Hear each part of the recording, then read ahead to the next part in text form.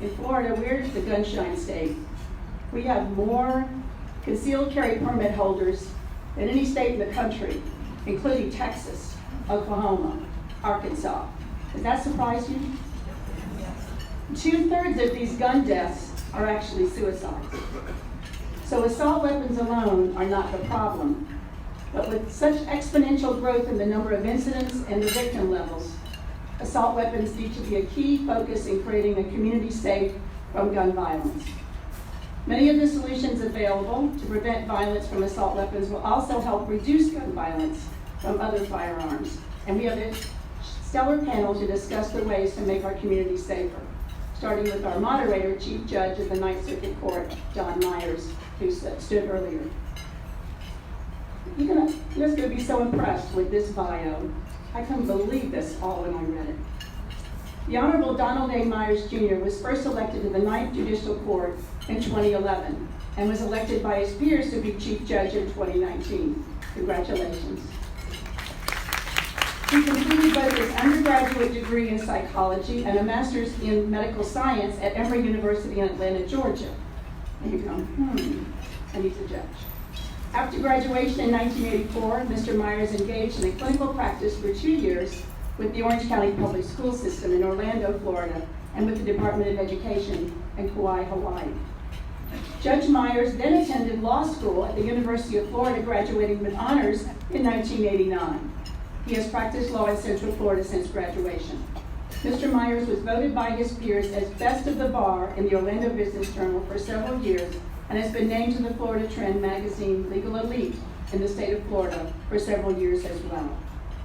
In 2009, Judge Myers was recognized with the Silver Pen Outstanding Pro Bono Service Award for his commitment to providing pro bono legal services in the Central Florida community. What better history and education for a judge for Central Florida than that which Judge Myers has? And I welcome him to the stage.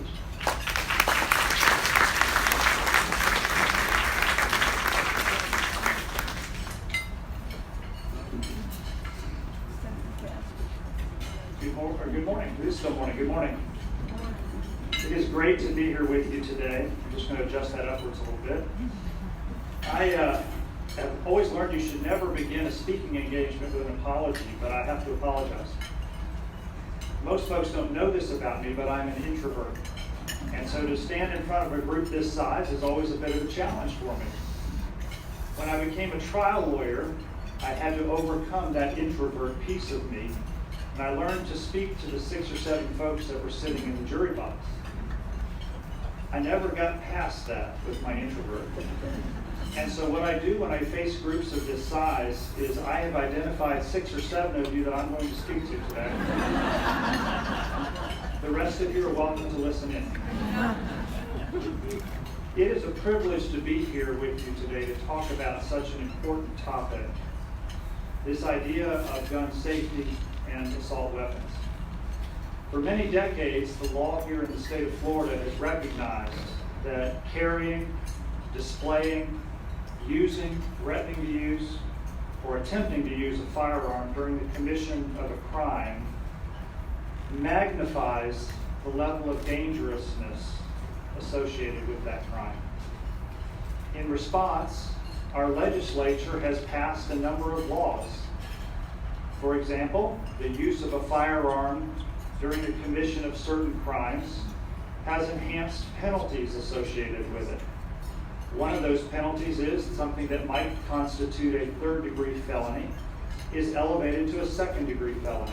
In the same way, something that was a 2nd becomes a 1st, and a 1st can become punishable by life. In addition to that, we have our 10-20 life laws. Those that say that when you use a firearm in the commission of a crime, if you carry it or possess it, you get 10 years minimum mandatory sentence associated with that crime. If you discharge that firearm, 20 years. And if in discharging it, you cause a death or serious bodily injury, you can be sentenced to life as a consequence of that, as a minimum sentence.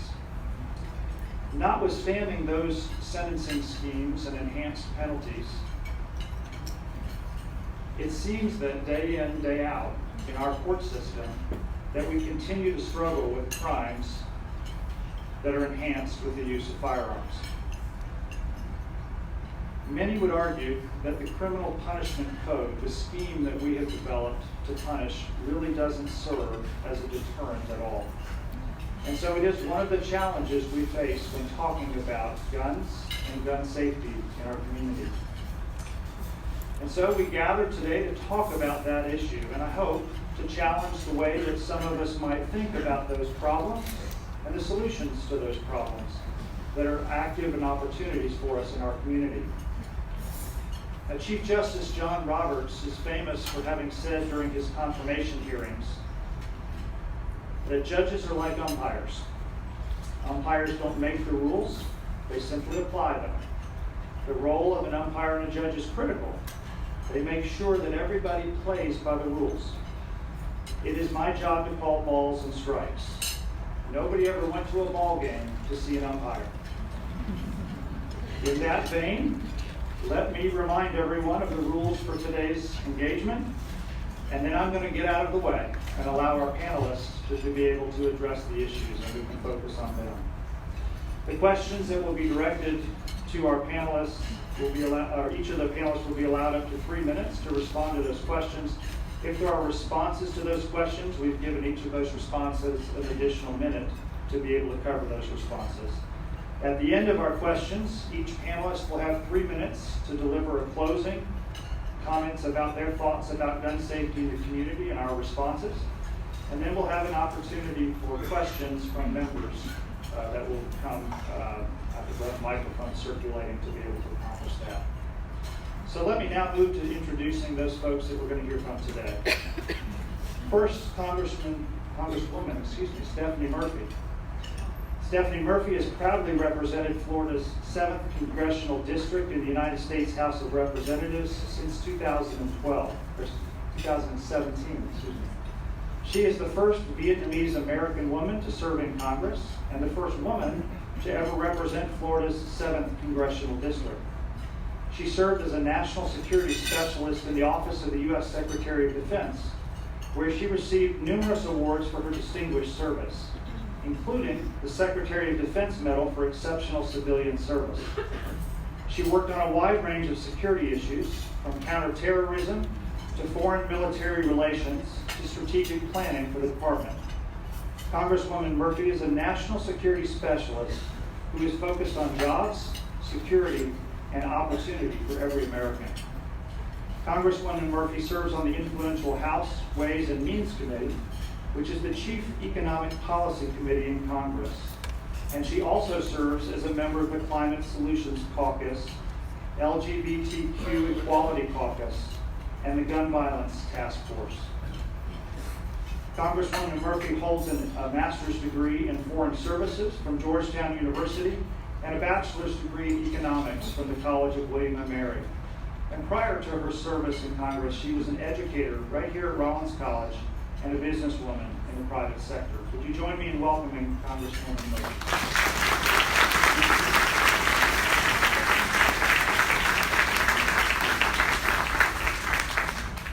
Next is our Sheriff, John W. Mina. In November of 2018, Orange County voters chose John Mina as the 29th elected sheriff. Prior to becoming the Orange County Sheriff, John spent nearly 28 years with the Orlando Police Department, where he rose through the ranks and was appointed Chief of Police in 2014. For more than 4 years, he's commanded 1,000 sworn and civilian OPD personnel and 100 volunteers. Sheriff Mina is a trusted face of law enforcement in Central Florida, where during his tenure as Chief of the Orlando Police Department, crime decreased dramatically, use of force was down significantly, and officer accountability was the standard. Community engagement, trust, and transparency have been the hallmarks of Sheriff Mina's leadership style. He serves on the board of directors for the International Association of Chiefs of Police, the Heart of Florida United Way, Central Florida Crime Line, the United Negro College Fund, the Camaraderie Foundation, Children's Safety Village of Central Florida, and the YMCA of Central Florida. Prior to entering law enforcement, Sheriff Mina proudly served his country as a member of the 82nd Airborne Division of the United States Army, as a military police officer. And on a personal note, Sheriff Mina is responsible for security in the courthouse and for all of our judges. And I want you to join me in expressing our gratitude and welcome to him today.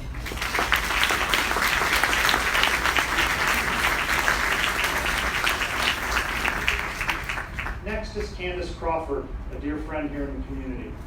She is the president and CEO of the Mental Health Association of Central Florida, serving in that capacity since January of 2009. She came to the Mental Health Association of Central Florida after serving for 20 years in state government in several executive level positions, including Assistant Secretary of State for Secretary Glenda Hood from 2003 to 2005.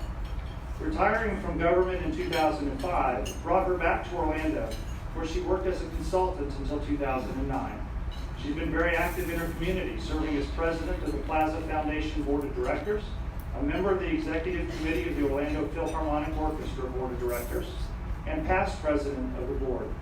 Most recently, Ms. Crawford served on the transition team for our newly elected Orange County Mayor, Jerry Demings. Again, we do extend a warm welcome to Candice Crawford.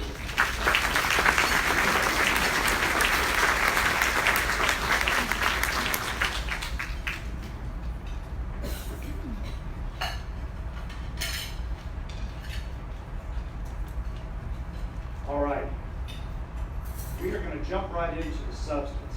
And Sheriff Mina, we're going to begin with you, if we could, by just asking you to help us to understand the landscape a little bit. Can you tell us, first off, what is an assault weapon? So an assault weapon is simply any weapon that can use usually a high capacity magazine. So it's magazine fed, in other words, it's just not a one shot and done. It could fire multiple rounds downrange fairly accurately, most commonly used in the military and in our law enforcement. All right. And let's talk about an event, and I'll give each of you an opportunity to talk about the Pulse shooting. Obviously, let me see if I can turn this around. Orlando law enforcement was faced with one of its largest assault weapons attacks and really challenges in the nation's history at that Pulse nightclub shooting in 2016. The attack captured the headlines throughout the country. But there have been other shootings involving assault weapons in the Central Florida area in the last 5 years. Talk to us just a little bit about the community and what that looks like for us right now, Sheriff. So the actual use of assault weapons and rifles in our homicides here in Orange County are extremely rare. So out of 166 homicides since 2016, only about 3% of those were used with a rifle, were committed with a rifle. So the vast majority of our homicides are committed with a handgun. And the reason for that is very simple: portability and concealability. So in other words, you can't just walk down the street with a rifle and not have someone notice it, where you can conceal a handgun, and that's where the majority of our homicides are committed. Ms. Crawford, talk to us a little bit about the mental health issues or aspects that are raised by a Pulse shooting episode or things like that around the country. Well, the first thing you hear anytime you have something that's devastating as a mass shooting, it goes to mental health for a whole host of reasons. And sometimes it's totally justified. But I think sometimes you jump to that as a reason to explain something as horrific as a mass shooting, because it's very difficult for anyone to understand how anyone could commit such a crime. And so you're really kind of second guessing why someone could do that. And so we always have such great attention paid to that. But like the sheriff said, what causes me such great concern every day is handguns. And what we're concerned about really is suicides. Is twice as many suicides right here in your state and every state as there are murders. Twice as many. Before we leave here today, there will be a suicide in the state of Florida. Could be very close to us. So as we deal with all of the problems that we have with dealing with guns, when you get right down to it, where is the biggest problem assault weapons are certainly the scariest thing that we can think of because of their size and their capability of causing such mass devastation. It's the everyday use of a handgun that scares me every single day, and that mentally disturbed individuals will have such great access to a handgun almost everywhere, every moment, every day. Congresswoman, it was the Pulse shooting that triggered your decision to run for office, is that right? Yes, that was part of my my decision to run for office. I'm not somebody who's ever run for elected office before, but in 2016, the combination of sort of the hateful rhetoric that we were hearing in this country and the gridlock that we were seeing in Washington, when on June 12th somebody walked into a nightclub in our community and took the lives of 49 innocent individuals, and the person representing my community took a check from the NRA 2 days afterwards, I felt that it was you can't have that hateful rhetoric and people serving in government, serving the interest of gun manufacturers, and not expect to see this kind of tragedy manifest itself in your communities. And so I decided to run a 4-month campaign. A lot of people considered that crazy. And people also told me that I couldn't run on gun safety in Florida and win. And I think this community pulled together in the aftermath of that tragedy and also reflected the sentiment that we're ready as Americans, we're ready as Floridians to do something about gun violence in this country. And in fact, I'm wearing orange today as a part of that gun safety movement. That we need to continue to keep this front and center until we do what is possible to keep our families and our friends safe. Congresswoman, notice you spend much of your time in the nation's capital. Is this a federal issue or is it a local issue, or is it some combination of both? I think with all issues that affect folks across this country, we have to have a whole of government approach, and that means federal, state, and local. And it starts with the great law enforcement that is provided by Sheriff Mina and others in the law enforcement community, by the court systems that Judge Myers, you're a part of to hold people accountable, by the mental health counselors and others in our community that try to help people who are in a place where they want to hurt themselves or others. But it also involves federal level legislation. And that's why I'm proud to say that I supported universal background checks. It was a bill that passed the House over 200 days ago. And it would close the loopholes around background checks and would help us take a step forward in this effort to make sure that the most dangerous people don't get access to the most dangerous weapons. And yet that bill sits in the Senate without the opportunity for an up or down vote. And I think it's incredibly important that citizens take their part in this conversation too, and that is to hold your elected officials accountable. Call on your senators, Senator Rubio and Senator Scott, to apply pressure to Senator McConnell to allow this bill to have a vote. And, pass or fail, at least give people an option to make their positions known. On a national level, we see that. On a state level, Sheriff Mina, we've had some additional laws passed. In 2018, there was what's commonly referred to as a red flag law, our risk protection orders. Tell us a little bit about those for those folks that may not know what they are, and then let's talk about whether they've been effective. Right, so shortly after the Parkland shooting, the Marjorie Stoneman Douglas Commission came up with several legislative initiatives. One of them was based on comments from chiefs and sheriffs across the state, and our issue was there were people with guns, access to guns, or buying guns that were a harm to themselves or others, and we wanted to be able to take those guns or prevent those people from purchasing handguns and basically let them go before a judge. So in the past, we really had no power to legally take someone's gun, even if we knew they were a danger to themselves or others. So now with the extreme risk protection order, we can basically go before a judge, get a temporary order, and then in 10 days, the judge will hear the case and make a determination whether that person should be in possession of a gun or be allowed to buy a gun. And that's in place for a year, and it could be extended after that. So a huge piece of legislation that all the chiefs and all the sheriffs in the state of Florida were for, and you see that I think there's now 17 states that have some sort of risk protection order, red flag law in place, and more states are going to that. And I would highly recommend that we continue pushing those types of legislation. Has the law been used or utilized by the Sheriff's Department? Yes, so we use it very frequently, so do our surrounding agencies. And again, it's just another tool to help protect this community.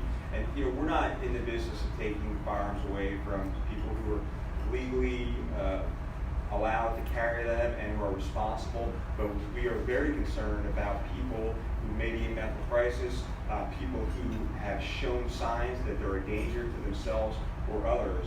We're very concerned about those people having guns or getting access to firearms. So we believe it's effective and it's working here in the state of Florida. Ms. Crawford, I'll go ahead and respond, and then I've got a follow-up for you. Right? I always am very concerned, as an advocate for the mentally ill, that we protect their rights. And so at first glance, I was very concerned about that.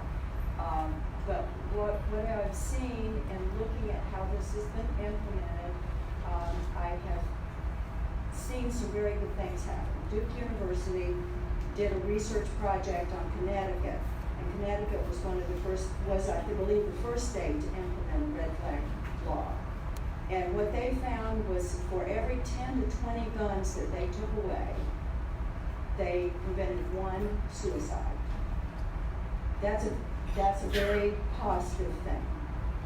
So although it's hard to predict when you take away a gun if you prevent a shooting or a murder, but I'm very concerned about and very pleased that they have been able to really come up with a research project that shows the impact on suicide.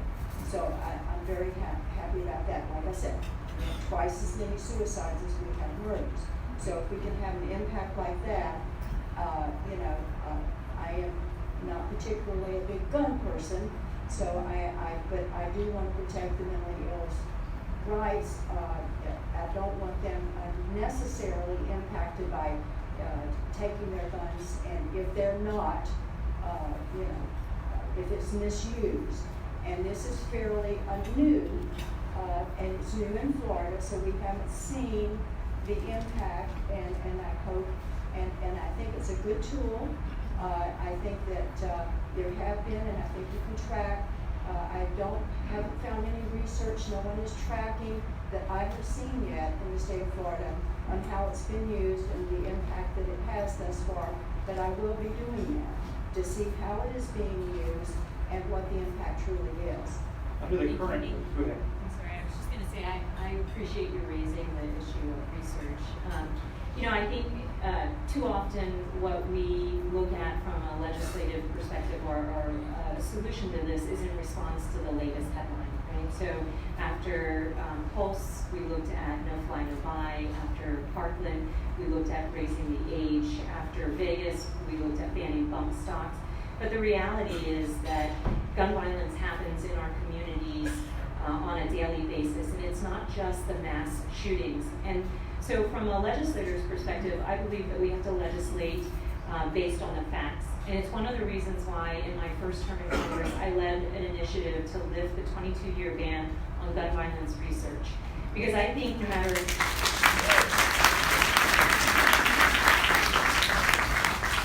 I think that no matter where you fall on the political solution spectrum, we should all be able to agree that we should have the facts and the data about this public health crisis that we're facing, and then legislate from that place of fact. And so that's why this Congress, I'm continuing to fight for specific funds to be allocated to the CDC and NIH to conduct those studies so that they can do it in a comprehensive way and so that we have the information we need to try to address this problem. One of the components of our local red flag laws is that the only folks that are qualified to file a petition like that currently are law enforcement.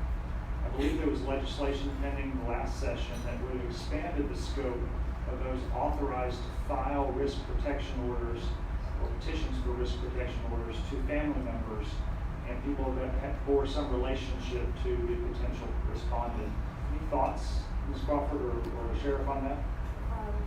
I do have some thoughts on that, and I think that we have been able to manage fairly well the Baker Act, which can be filed by family members. And one of the problems that we have with the Baker Act is that it doesn't address being able to harm themselves. They go in, they are taken out of their homes, taken to a hospital, and no one addresses the fact that they left 6 rifles in the home, and then they're released from custody or they're released from the hospital and they go back in the home with firearms. So, this could be a next step that could be helpful. I think we have to tread lightly, but I think that could be helpful, that the family members may, that may be. There are some states that do have that where family members can petition. Sure. So I have a little different perspective. So anytime someone is a danger to themselves or others, I think law enforcement needs to be involved. And then being involved in the risk protection order process here for the past year or so, I have attorneys. One attorney, that's basically all she does. And I just think family members and relatives will be ill prepared to present to a judge on why their loved one should not have access to a firearm. So I would, again, talking about research, I would love to see the research from those other states before moving forward with that. But whether it's a family member that calls law enforcement or a neighbor that calls law enforcement needs to be in the process, in my opinion, and work through that system. But definitely would be open to seeing research on that, the laws of those other states. One of the concerns that's been raised is the process takes time, as most court processes do. Do you have a vision, Sheriff, for how that process or why it should be streamlined or changed, standards changed, or comfortable in this past year with the experiences that you've had? So, in law enforcement, our officers and deputies, we want things done very quickly, but we understand there's a process. And we have to be very clear and very sure that we're not, trampling on someone's rights for what we believe is the right thing to do. So there is a process in place. It can be a little onerous at times, but I'm just glad we have it, and there's a process in place to make sure we can secure firearms. And I think it has saved lives, and I think it's going to continue to save lives. And we're all in on that, and we're committed to using the risk protection order to keep this community safe.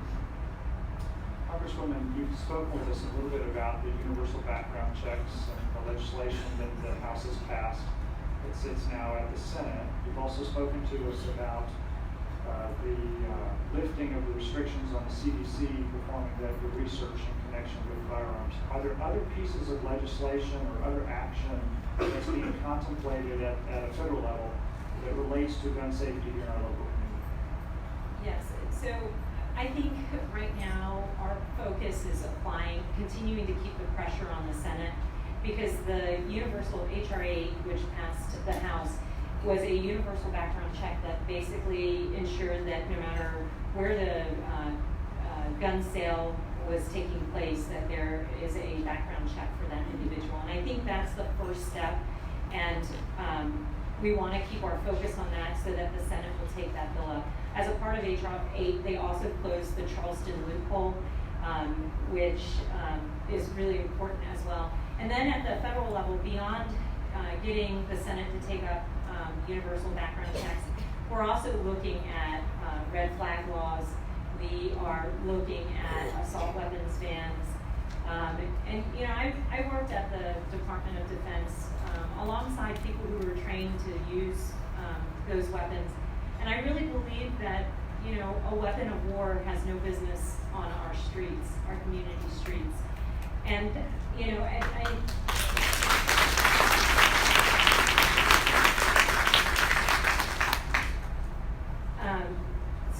those are next steps, but in my opinion, we have to stay focused and keep the pressure on the Senate, because we know that the American people overwhelmingly support a universal background check. And that is the first simplest step in the right direction to ensure that we have some measure of gun safety in this country. Judge, I would definitely agree on the universal background check piece. And so many of you, and probably most people in this country, don't realize that even in the state of Florida, you don't have to submit a fingerprint when you do your background check. You basically give your ID, social security number is optional, and it's not a very thorough check. So there are other states where they don't even check the national database, they only check the state database.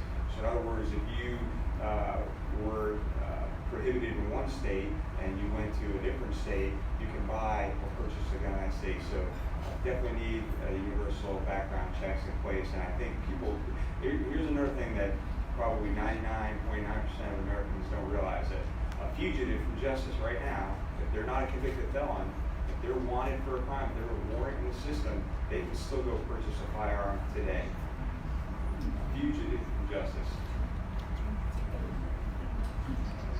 We talk about loopholes in the system right now, and that certainly might be characterized as one. But sales, garage sales of weapons, gun shows, there are websites for the exchange of firearms that all occur informally. Are those things that the universal background check would address? Yes, it would. In that bill, it would address that. And the other thing that it would do is would provide the FBI with an additional time to complete the background check. I think right now the period of time is too short sometimes for us to be able to get through the background check. The other thing too is that I think last Congress we passed the NICS bill, basically fixing the gap between military databases and our civilian databases. So we want to make sure that we make those investments so that those databases do a better job talking to each other, so that when somebody goes to do a background check, the information is available, so that they catch things like Sheriff Mina just pointed out. I mean, that's stunning that somebody who's a fugitive, it wouldn't somehow come up in a background check. And so those are all things that we can make changes to the laws, provide the resources for, and be able to better keep the most dangerous weapons out of the hands of the most dangerous individuals. Sheriff, you have expressed concerns that obviously law enforcement places itself in harm's way on a daily basis. And when you're confronted with somebody who has an assault weapon capable of firing multiple rounds in a very short period of time, what are your thoughts about how in this community we can help safeguard law enforcement in that situation? We know that there are lots of weapons around already in close hands, but there are some that haven't made their way to individuals' hands that are held by pawn shops and other folks. What are some of the things that on a practical basis we can do? Right, so a couple points on that. Yeah, the men and women in law enforcement risk their lives every single day. And, you know, talking about polls, so yeah, I think it's important to remember that those officers, they went into that club knowing that the body armor they were wearing would not stop the round that was fired by the shooter. So extreme bravery and courage. And as you stated, I'm a member of the International Association of Chiefs of Police. They've supported an assault weapons ban since 1994. And I'm very proud to be a part of that organization and believe in that. And the reason is our law enforcement doesn't need to be outgunned by the criminals that are out there.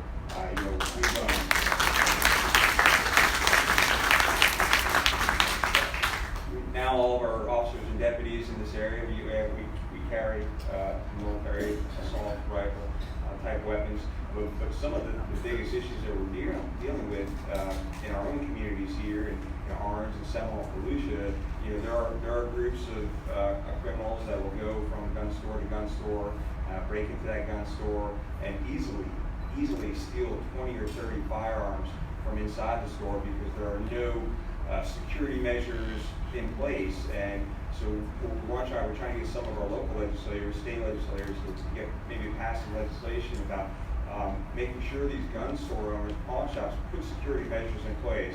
And it's as simple as you're putting a gun in a gun safe. Imagine that. That's what I do in my own home. We realize that some of the larger stores, they can't put 800 guns into a gun safe every single night. So, but there's other things that we can do. They can use cable locks. They can use bolt locks. They can put things in front of the store, roll down doors. There's measures in place that the responsible gun store owners do, but not everyone's doing. So it should be just a pane of glass in between criminals and a rifle. Ms. Crawford,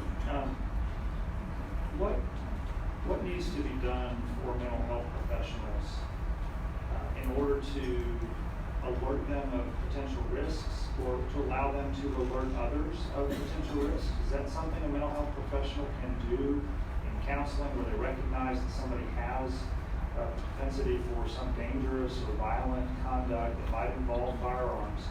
Are mental health professionals free to be able to address those issues? Yeah, I don't think any professional or mental health person would ever hold back if they thought someone was really a danger.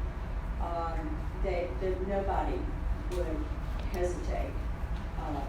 But we just don't have a lot of people walking around saying, I'm going to go out and murder people.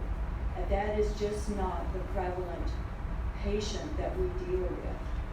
Most patients, there's only 3.5% to 5% of diagnosed mental health patients in our country that end up being violent. Now, they can be, the ones that do end up being violent are pretty violent. I agree. And if one person commits one violent act, it's one violent act too many. And we want to do everything we can to deal with that. So I'm not minimizing that whatsoever. But a mental health patient is 11 times more likely to be the victim of violence than the perpetrator. So they are very vulnerable. And that's what we deal with every single day. They are victims. So what you hear about is not the usual. It's not what we deal with every single day with mental health patients.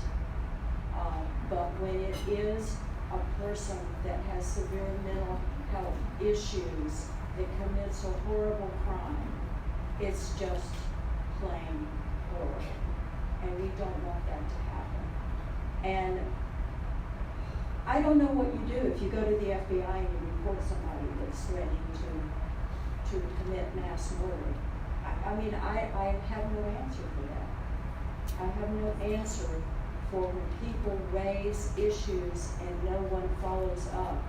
I have no answer for that.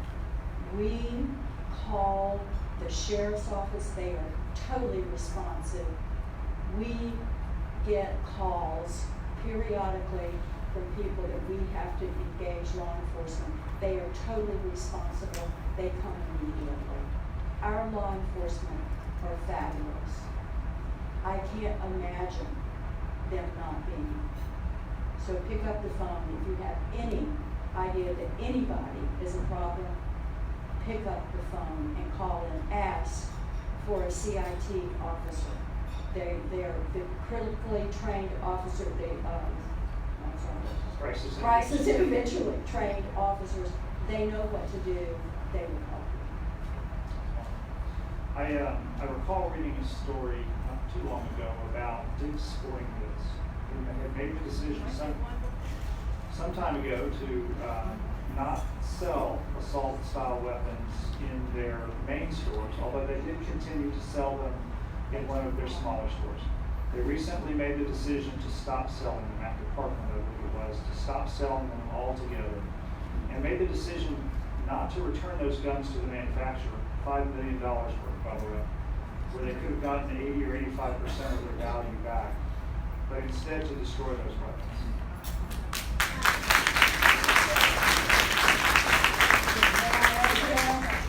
In addition to that, the CEO was on the Morning Joe show this morning, and they are reviewing the fact that they are considering taking all guns out of their stores. I attribute that to the fact that the president of their company is a woman.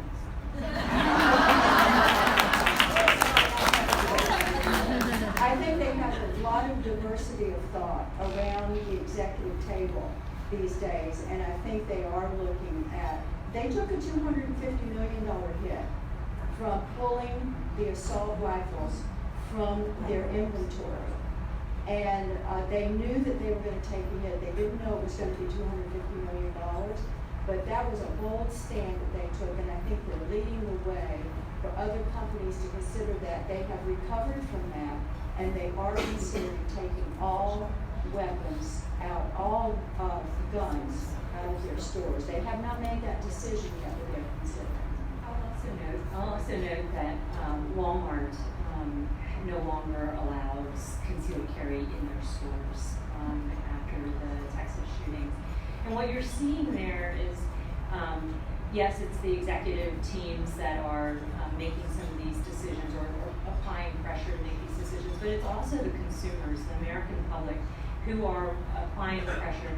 And then what you're seeing is that these corporations, these American companies are willing to put people over profits. My question is, when is the Senate going to be willing to put people over politics?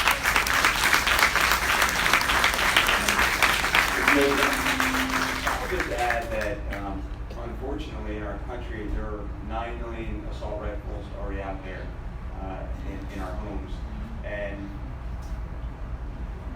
many of our criminals are getting those guns not through the legal means. They're getting those guns illegally.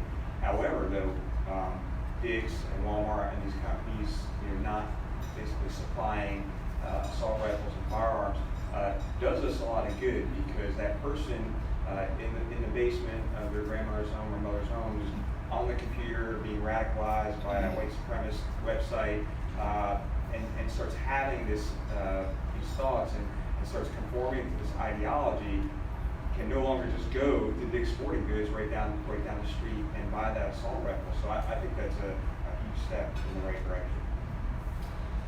We talk a lot about powerful organizations. The NRA, I think, is recognized as one of those. We talk a lot about the power of money in the process, and I do think decisions like this tell us that it is a breaking point. There's a point at which folks just say that enough is enough. So I want to thank you all for your responses to the questions, and at this point what I'd like to do is to give you each 3 minutes an opportunity just to communicate to us any final comments you have about community safety and gun violence. So we'll give each 3 minutes, and Congresswoman, Great, thank you so much, Judge Myers. I want to just start by thanking the League of Women Voters. I deeply appreciate the role that you provide in our community for a serious conversation about issues that matter so much to us. And we may all come at it from different perspectives and different political viewpoints, but it's so critically important in a democracy that we have an opportunity and a platform to have honest conversation. So thank you. It's a real honor to be on this panel with Candy and Sheriff Mina. For me, again, it's so important that we keep applying pressure to the Senate so that we can have the first step in movement towards some semblance of gun safety in this country, where it doesn't matter where you purchase that gun, that you are subjected to a background check. And so I would really like to see the Senate take up H.R. 8. The other thing I really think is important is that we go ahead and fund the research. Several times already up here today, we talked about how wouldn't it be great if we had the information on X, Y, or Z, because it does help inform not just the legislative process, but it helps to inform the crisis responders, our law enforcement, our healthcare systems. What do we need to prepare for in the event of tragedy? How do we prevent it from happening at all? All of that comes from having information and we get a chance to see how other states do it and what the results are.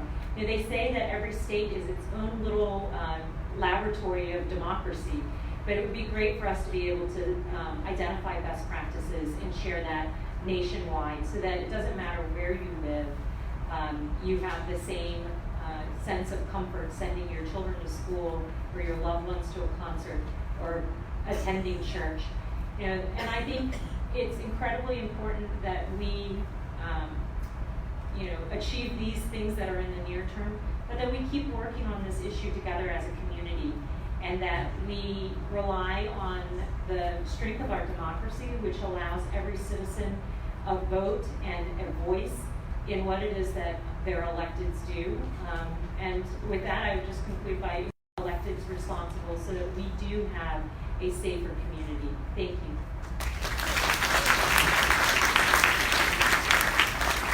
I also want to thank the League of Women Voters for having us on this panel. Obviously, it's such an important issue, and I tell people this all the time. It's probably one of the most divisive issues in our country with people on both sides. And I use this example. I was like, we can't even come to consensus in my own household on this issue, and there are differing opinions with my sons on either side, and we have some very, very heated discussions. So on a broader scale, I'm part of the Targeted Violence Task Force commissioned by the International Association of Chiefs of Police. What we're doing is looking at how to stop these mass shootings, put something in the hands of these chiefs of police across the country. What should they do before, during, and after a mass shooting? And as part of that task force, there is a firearms committee that represents the 30,000 members of the International Association of Chiefs of Police. And there are chiefs of police from all over the country and the world, from Wyoming, Montana, Massachusetts, New England, Miami, Oregon, California.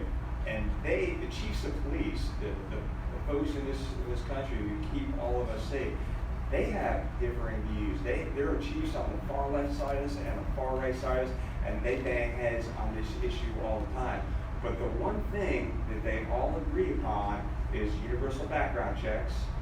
They agree on doing more research, and as part of this task force, we're studying all this different research about mass shootings and how some mass shooters are prone to be violent to women, and we need all of that information. And to say that we don't need the research is just ridiculous.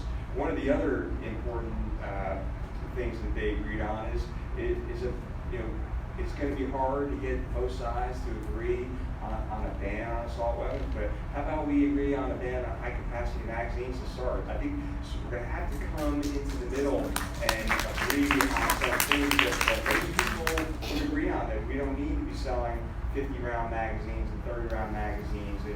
There's a reason that people want those magazines. And in my experience in Polson, 200 rounds were fired in the first couple of minutes, and lives can be saved if we limit that.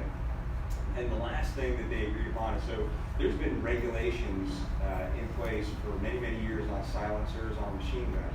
There are people in this country who have silencers for their guns and machine guns, and it's highly, highly regulated, and you don't see any of those used in these situations. So maybe there should be a movement. If we're not going to ban them, maybe we should regulate them even more, and there should be more extensive background checks and regulations in place and measures in place to ensure that those most deadly weapons are only in the hands of the people who should have them. And just as a final note, again, thank your men and women in law enforcement. They're out there every day with some of the worst of the worst, and everyone seems to be carrying a gun these days. It can be dangerous out there for them. Thank you.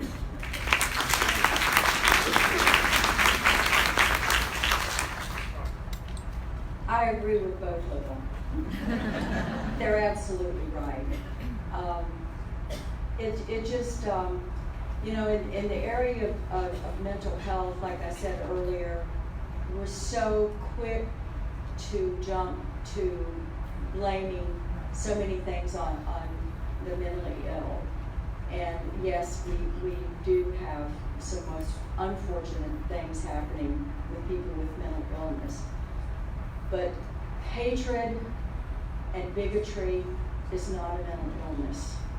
And we've had some terrible things happen by people carrying very ugly feelings towards other people, and has resulted in some really horrific crimes. But, you know, we really do have to make some changes, and I know that this group is one of the more vocal groups in the political spectrum, and I know that we can count on most of you here letting your voices be heard and carrying forward the messages that you hear, because you probably are more tuned in to what the truth is and to what the facts are, and taking them forward and sharing them. And for that, I so appreciate you being here today and listening to me with my advocacy for mental health and the people that we represent and their families, trying to get help for people in Central Florida. And we're here for you, your families, your neighbors, your friends, and we will continue to work on that with these two good people here. And let me tell you, we are so fortunate to have the law enforcement that we have in Central Florida. I just want to remind you of that. They are the best. Thank y'all.